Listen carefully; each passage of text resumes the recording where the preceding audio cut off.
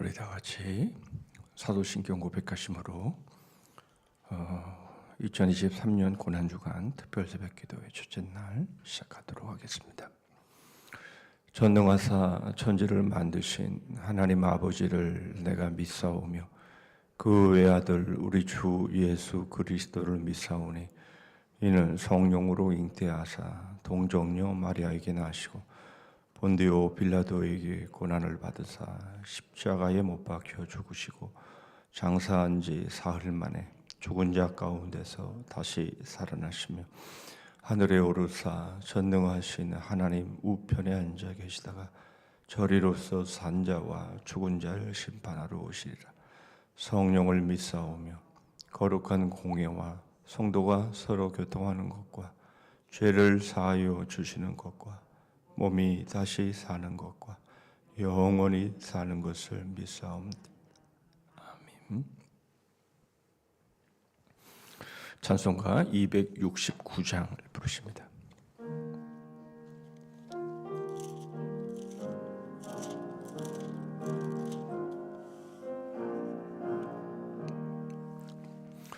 그 참혹한 십자가에 주 살려 흘린 피 샘물같이 늘 흘러서 죄 씻어 주시네. 값없어도 다 나와서 내 죄를 고하면 있는 보다 더 이도록 참 성결 얻으리. 나 믿노라 나 믿노라 그 보혈 공로를 흠없어도 피 흘리사 날 구원하셨네. 저 흉악한 한강도는 제 죄를 깨달아 죄 없으신 주 예수를 그 주로 믿었네. 내 지은 죄 흉악하나 주 예수 믿으면 용서받은 강도같이 곧 구원받으리. 나 믿노라 나 믿노라 그 보혈 공로를 흠없어도 피 흘리사 날 구원하셨네. 온 백성의 죄 사하신 하나님 어린 양 그 십자가 지심으로 온 인류 구했네. 저 영원한 새 나라에 다 같이 모여서 금고 문고 한 곡조로 새 노래 부르리. 나 믿노라 나 믿노라 그 보혈 공로를 흠없어도 피 흘리사 날 구원하셨네.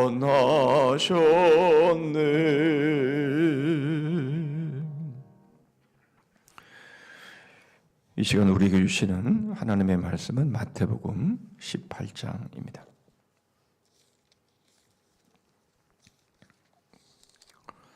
마태복음 18장 21절 말씀부터 마지막 절 35절 말씀까지입니다. 제가 가진 신약성경 30쪽에 있습니다. 마태복음 18장 21절 말씀부터 마지막 절 말씀까지 제가 봉독합니다. 그때에 베드로가 나와 이르되 주여 형제가 내게 죄를 범하면 몇 번이나 용서하여 주리이까 7번까지 하오리이까. 예수께서 이르시되 내게 이르노니 7번뿐 아니라 7번을 70번까지라도 할지니라. 그러므로 천국은 그 종들과 결산하려 하던 어떤 임금과 같으니 결산할 때에 10,000달란트 빚진 자 하나를 데려오매 갚을 것이 없는지라 주인이 명하여 그 몸과 아내와 자식들과 모든 소유를 다 팔아 갚게 하라 하니 그 종이 엎드려 절하며 이르되 내게 참으소서 다 갚으리이다 하거늘 그 종의 주인이 불쌍히 여겨 놓아보내며 그 빚을 탕감하여 주었더니 그 종이 나가서 자기에게 100데나리온 빚진 동료 한 사람을 만나 붙들어 목을 잡고 이르되 빚을 갚으라 하며 그 동료가 엎드려 간구하여 이르되 나에게 참아주소서 갚으리이다 하되 허락하지 아니하고 이에 가서 그가 빚을 갚도록 오게 가두거늘 그 동료들이 그것을 보고 몹시 딱하게 여겨 주인에게 가서 그 일을 다 알리니 이에 주인이 그를 불러다가 말하되 악한 종아 네가 빌기에 내가 내 빚을 전부 탕감하여 주었거늘 내가 너를 불쌍히 여긴과 같이 너도 내 동료를 불쌍히 여김이 마땅하지 아니하냐 하고 주인이 노하여 그 빚을 다 갚도록 그를 옥졸들에게 넘기니라. 너희가 각각 마음으로부터 형제를 용서하지 아니하면 나의 하늘 아버지께서도 너희에게 이와 같이 하시리라. 아멘.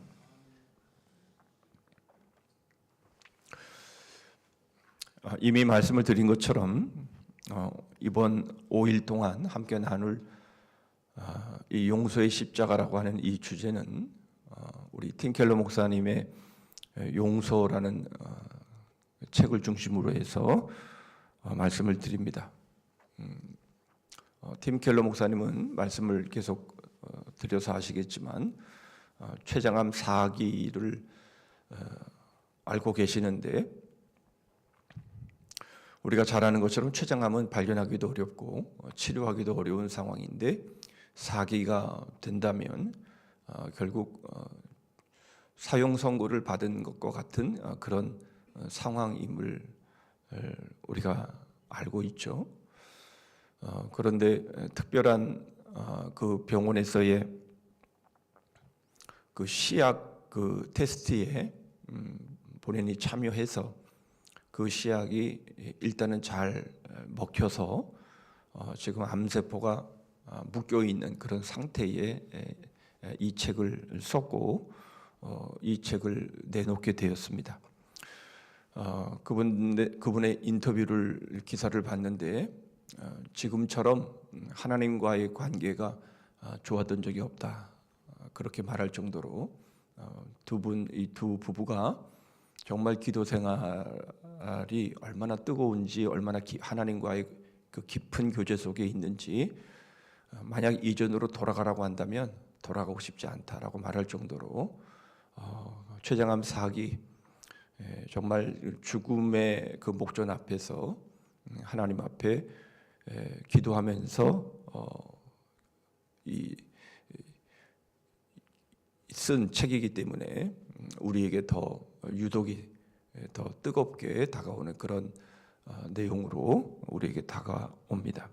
5일 동안 용서의 십자가라는 주제, 원 제목은 그냥 용서라고 되어 있고 우리 말 번역은 용서를 배우다라고 책 제목은 되어 있지만 저는 용서의 십자가라고 하는 주제로 용서에 대한 말씀을 5일 고난주간 말씀을 통해서 함께 나누고자 합니다.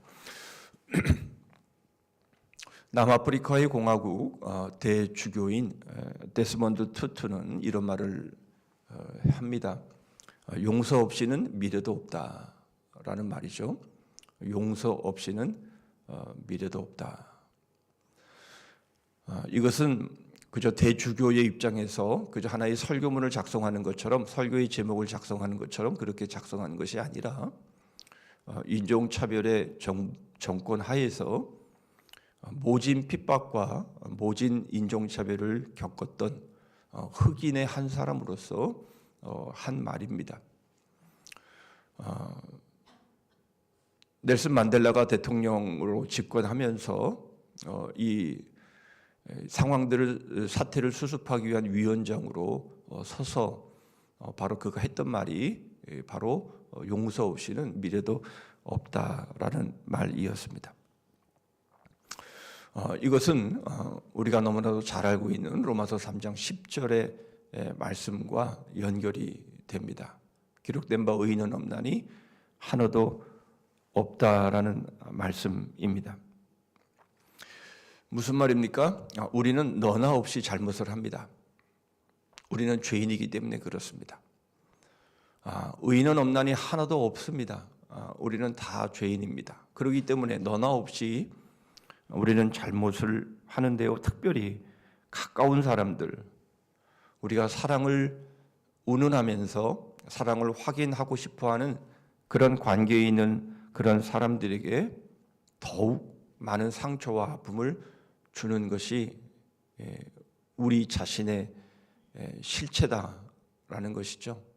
이것은 다른 사람의 예를 들 필요도 없이 제 자신의 모습을 통해서도 분명히 고백하지 않을 수 없는 말입니다. 그렇다면 그 외의 사람들에게 있어서는 더 두말할 게 있겠냐라는 겁니다. 사랑해서 영원히 함께 있고 싶어서 결혼하고 가정을 이루고 자녀를 낳고 그렇게 가문을 세워가는 중에 내가 정말 사랑하는 사람에게 얼마나 많은 상처와 아픔을 주었는지를 생각해 보면 우리는 정말 이 용서라는 것은 선택이 아니구나.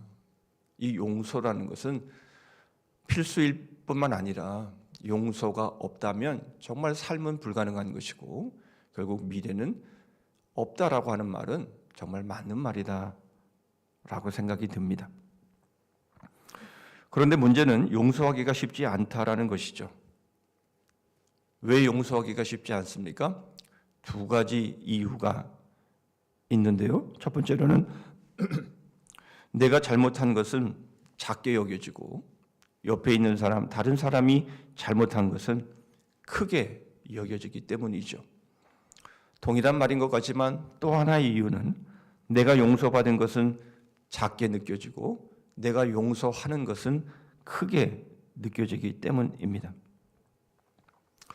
정말 그럴까? 우리는 2023년 고난주간을 맞이하면서 주님이 받으신 이 십자가의 고난, 이 고난을 깊이 있게 묵상하면서 정말 내가 용서받은 것은 작고 용서한 것은 큰가? 내가 한 잘못은 작고 상대방이 한 잘못은 정말 크기 때문에 내가 용서하지 못하는가 하는 것들을 우리가 깊이 있게 생각하면서 우리 자신에게 좀 적용해 보았으면 좋겠다 싶습니다. 늘 하는 말이 있죠. 교회는 사랑이 없다.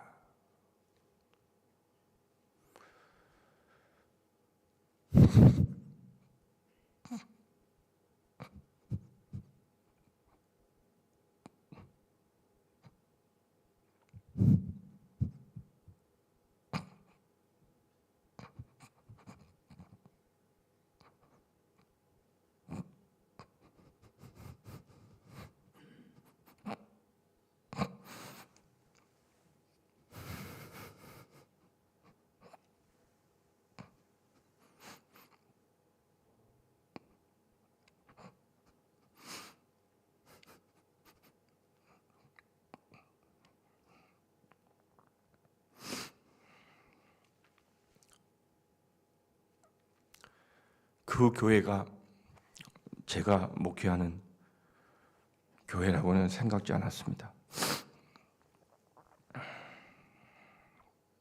그런데 정말 사랑이 없네요.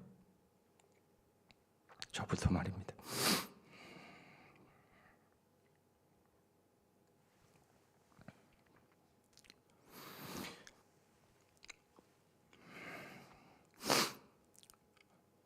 (2023년) 고난주간 첫째 날, 우리가 먼저 생각해 보기를 원합니다. 오늘 23절과 24절 말씀을 보시죠. 그러므로 천국은 그 종들과 결산하려 하던 어떤 임금과 같으니 결산할 때에 10,000달란트 빚진 자 하나를 데려오매. 인간은 하나님께 심각한 죄의 빚을 지고 있습니다. 그 빚의 양이 10,000달란트라고 말씀하고 있습니다. 10,000달란트, 이것은 임금 노동자의 평균 연봉을 5천만 원 정도로 우리가 대략적으로 추산해 본다면 5천억 정도 되어지는 분량입니다. 한 푼도 쓰지 않고 만년을 갚아야 할 정도의 양입니다. 이것은 두말할 것도 없이 갚을 수 없는 그런 양이다라는 것을 말씀하시기 위해서 10,000 달란트의 비유로 말씀하고 있는 것이죠. 이것의 좋은 예가 마가복음 2장에 소개되고 있는 중풍병자의 사건입니다. 예수님은 중풍병자를 고치시면서 내 죄사함을 받았느니라 라고 말씀하십니다. 사실 중풍병자가 원하는 것은 죄사함이 아니었습니다. 자리에서 박차고 일어나서 그저 걷고 정상적인 일상의 삶을 남들처럼 사는 것이었습니다. 그렇지만 그것으로는 충분치 않았습니다. 왜냐하면 주위에 있는 모든 사람들이 이미 다 걷고 있었지만 그러나 그 삶에는 만족과 행복이 없는 그러한 삶이었기 때문입니다. 처음에는 이 중풍병자가 병에서 나아 걷게 되면서 뛸 듯이 기뻐할 것입니다. 그러나 얼마 지나지 않아서 다른 사람들처럼 그렇게 자신의 삶의 고통과 또는 상처와 또는 불만과 불평으로 다시 돌아가 버릴 것이기 때문입니다. 그래서 주님은 그것만으로는 안 되고 바로 그것보다 더 근본적인 죄 사함의 문제를 해결해 주셨던 거죠. 그 죄 사함이 바로 우리가 갚아야 할 10,000달란트의 빚임을 보여줍니다. 이것이 해결되지 않는 한 어느 누구도 용서가 불가능한 불행의 늪에서 빠져나올 수 없는 그런 삶일 수밖에 없는 것이죠. 10,000달란트의 빚은 바로 우리 죄의 무게입니다. 이 정도의 무게는 그 누구도 감당할 수가 없습니다. 영원히 죄의 빚 가운데에서 살아갈 수밖에 없는 것이죠. 그런데 그 엄청난 무게의 죄의 빚을 탕감해 주셨습니다. 용서는 바로 여기에서부터 출발합니다. 우리는 어떤 수단과 방법을 동원한다 할지라도 우리의 죄의 빚을 해결할 수 없었다라고 하는 것을 우리는 한시도 잊어서는 안 됩니다. 다른 사람이 아무리 나에게 잘못을 행한다 해도 내가 행한 잘못보다는 결코 크지 않습니다. 이것을 인정하는 것은 중요합니다. 그렇지 않기 때문에 우리는 다른 사람의 잘못을 용서하지 못합니다. 주님은 심지어 7번씩 70번이라도 용서하라고 말씀하시죠. 22절입니다. 예수께서 이르시되 내게 이르노니 7번뿐 아니라 7번을 70번까지라도 할지니라. 왜 7번씩 70번까지라도 용서하라고 말씀합니까? 바로 우리가 죄를 지은 횟수는 그것보다 더 많기 때문입니다. 주님은 그것을 100데나리온에 비유하시죠. 70번씩 7번씩 70번을 용서하는, 우리가 산수를 잘하니까 7, 7이 49, 490번의 용서의 숫자가 계산이 되지만 그러나 그것은 100데나리온에 비유되어지는 횟수다라는 것이죠. 100데나리온은 임금 노동자의 100일에 해당합니다. 100대 만. 여러분, 이것이 바로 나의 죄와 다른 사람의 죄의 수치로 비례되어진 그런 모습입니다. 우리가 서로 간에 저지른 잘못, 그것이 아무리 큰 죄라 할지라도 우리가 하나님께 저지른 죄와는 비교가 되지 않습니다. 내가 저지른 죄가 다른 사람이 나에게 저지른 죄보다 항상 크게 보여야 합니다. 그래야 용서가 가능한 것이죠. 우리가 받은 용서는 우리가 하는 용서와 비교될 수 없을 만큼 큰 것입니다.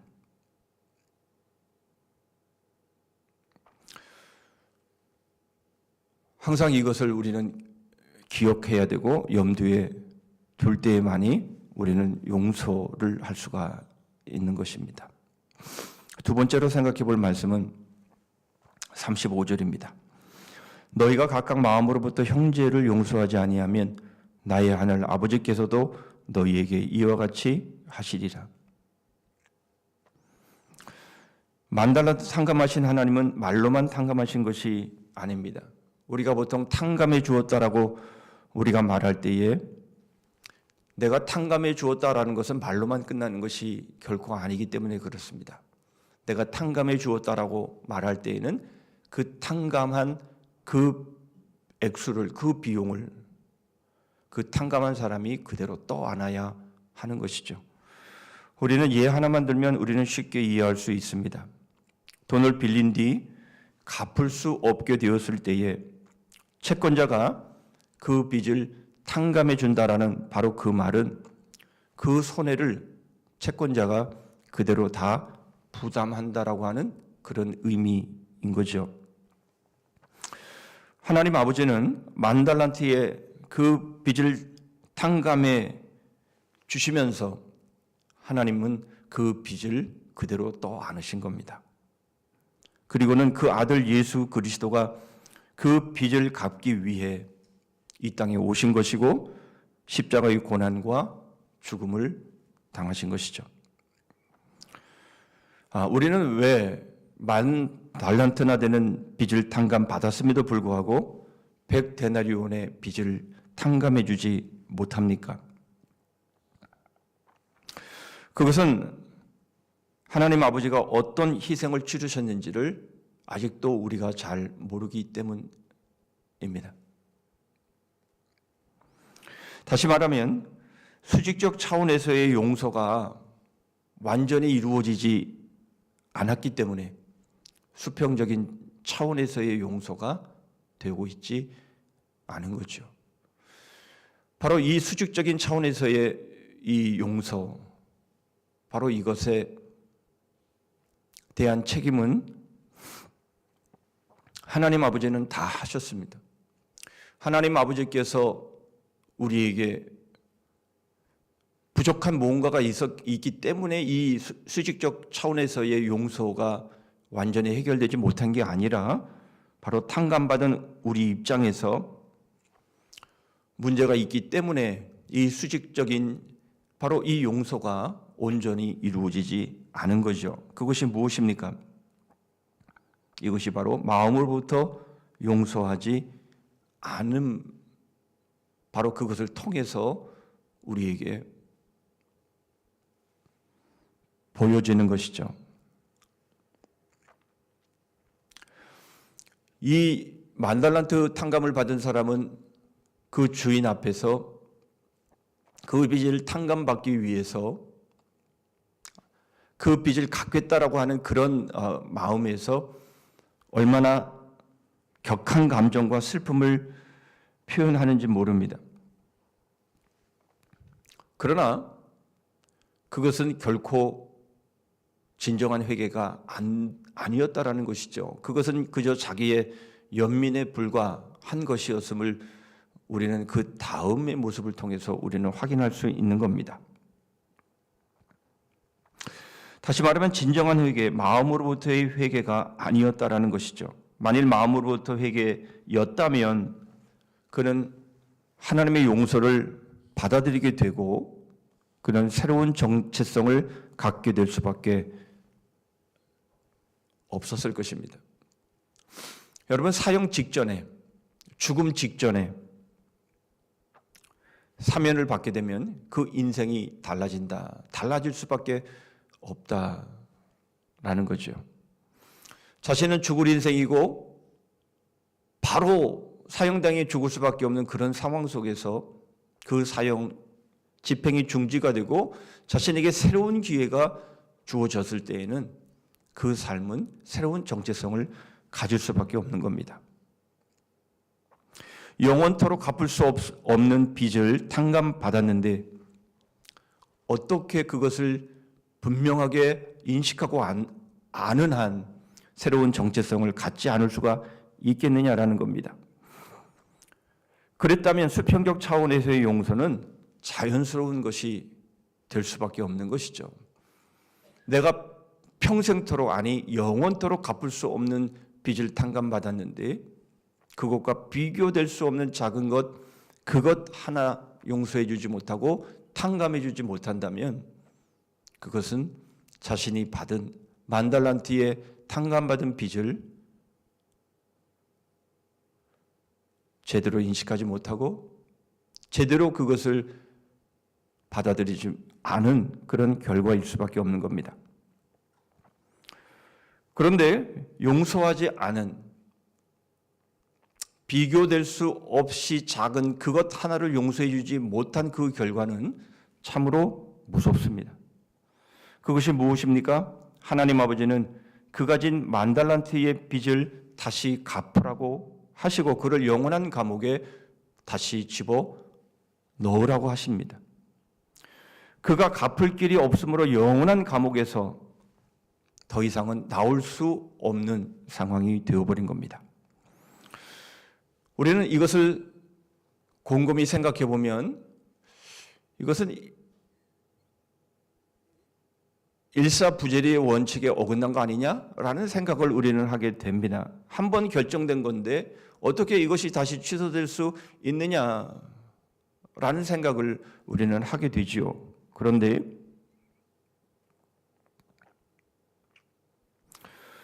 만달란트 빚진 자의 회개가 진정한 회개였다면 그것이 맞을 겁니다.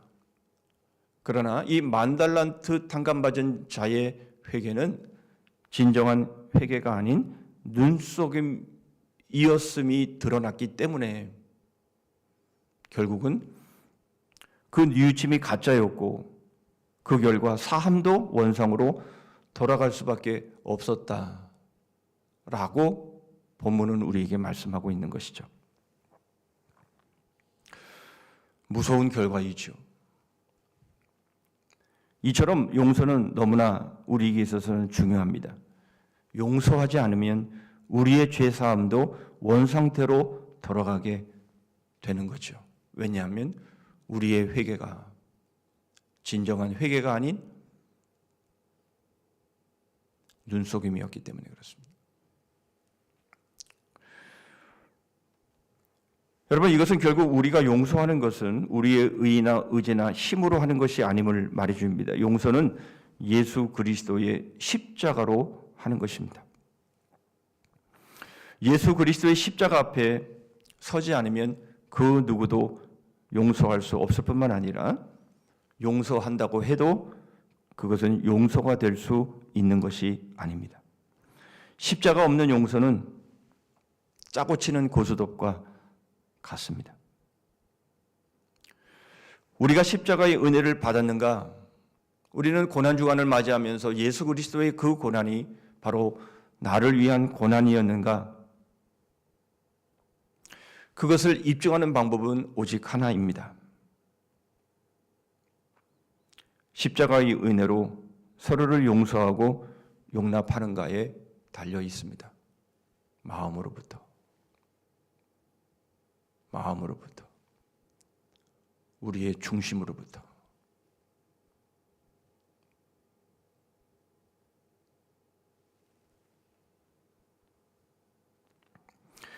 우리의 신앙의 연수나 직분이 증명이 될 수 없습니다.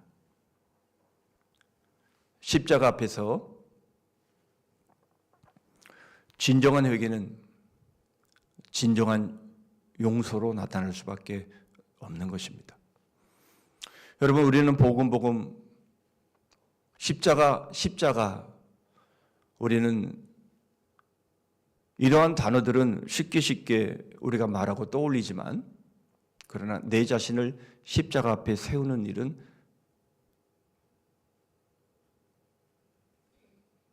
별로 잘 하지 않습니다. 그거는 복음을 아는 게 아닙니다. 여러분, 우리가 이번 고난주간을 통해서 정말 우리의 삶 가운데에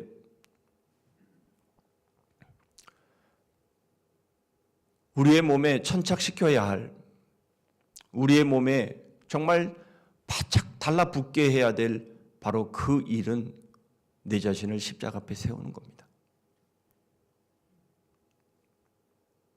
매일 매 순간마다 우리의 마음 가운데 여러 생각들이 들고, 여러 억울함이 들고, 여러 분노함이 들고, 여러 탓하고 싶은 마음이 들 때마다 우리는 우리 자신을 십자가 앞에 세워야 합니다. 매 순간마다 내 마음 안에 나쁜 생각이 들 때마다, 내 마음 안에 누군가를 원망하고 누군가를 탓하고 싶을 때마다 내 자신을 십자가 앞에 세우는 것이, 그것이 복음을 아는 것입니다. 그것이 십자가를 아는 것입니다. 그것이 바로 진정한 회개인 것이고, 바로 그럴 때에만이 진정한 용서와 용납이 이루어지는 것이죠. 만일 우리가 그런 삶을 살지 못했다면 우리의 신앙 연수와 직분과 관계없이, 우리가 어떤 사회적인 지위와 위치에 있든지 상관없이 우리는 십자가를 모르는 겁니다. 우리는 복음을 모르는 겁니다. 회개를 했다고 하지만 그것은 마음으로부터 진정한 회개는 아니었습니다. 우리는 그렇다면 원점으로 돌아가야 합니다. 우리는 우리의 출발선으로 다시 돌아가야 합니다. 우리 자신을 십자가 앞에 세우는 그 일이 안 일어난다면 용서는 안 일어나는 것이고, 그러면 하나님의 용서도 불 건너가는 것입니다. 십자가 앞에 우리 자신을 세워서 날마다 서로를 용서하고 서로를 용납하는 우리 교회에 사랑이 있나? 그 사랑이 내가 될 수 있도록 그렇게 엎드리는 그런 고난주간 되시기를 주님의 이름으로 축복합니다. 아멘. 기도하겠습니다. 하나님 아버지,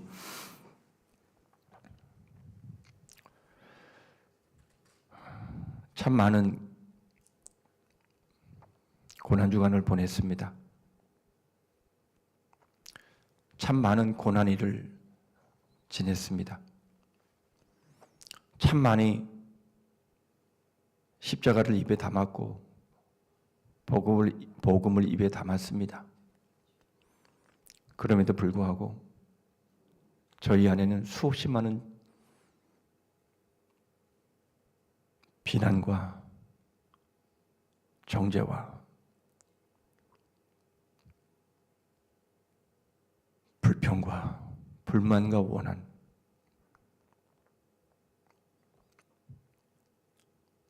내 자신은 여전히 옳고 내 자신은 여전히 정당한 삶을 살았습니다. 그래서 교회 안에는 사랑이 없다고 말합니다.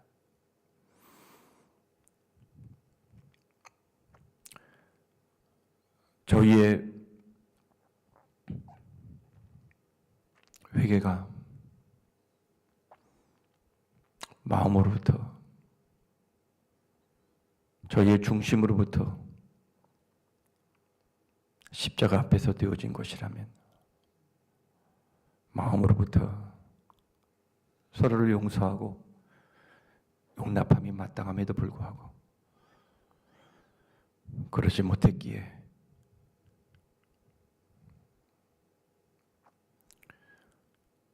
사랑이 있어야 될 교회는 사랑을 찾아볼 수 없고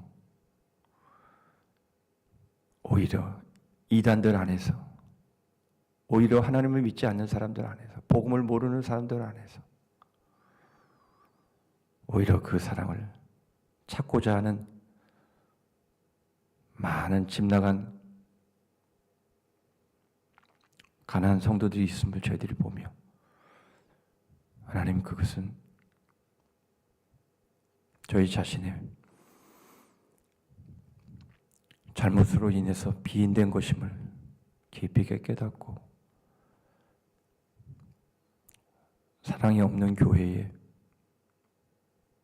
나부터 작은 사랑의 빛이 되기를 소원하는, 하나님, 그 일들이 이번 고난주간부터 새롭게 시작되어지는 은혜가 저희에게 임하기를 소원합니다.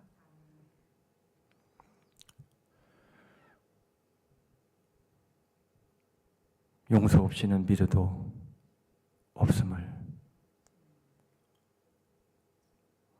저희들의 마음 가운데 각인하며 저희 자신을 날마다 십자가 앞에 세우고 복음 앞에 세우는 그런 신앙인의 삶으로 새롭게 시작할 수 있도록 도와주시옵소서. 복음의 영혼을 배움의 생명을 서로에게 삶을 거는 주님의 몸된 교회 되어서 오늘도 어디서 무엇을 하건 그리스도의 향기로, 복음의 향기로 살게 하시옵소서. 예수 그리스도의 이름으로 기도하옵나이다. 아멘. 하늘에 계신 우리 아버지여, 이름이 거룩히 여김을 받으시오며 나라의 임하옵시며 뜻이 하늘에서 이룬 것 같이 땅에서도 이루어지이다. 오늘날 우리에게 일용할 양식을 주옵시고 우리가 우리에게 죄 지은 자를 사하여 준 것 같이 우리 죄를 사하여 주옵시고 우리를 시험에 들게 하지 마옵시고 다만 악에서 구하옵소서. 대개 나라와 권세와 영광이 아버지께 영원히 있사옵나이다. 아멘.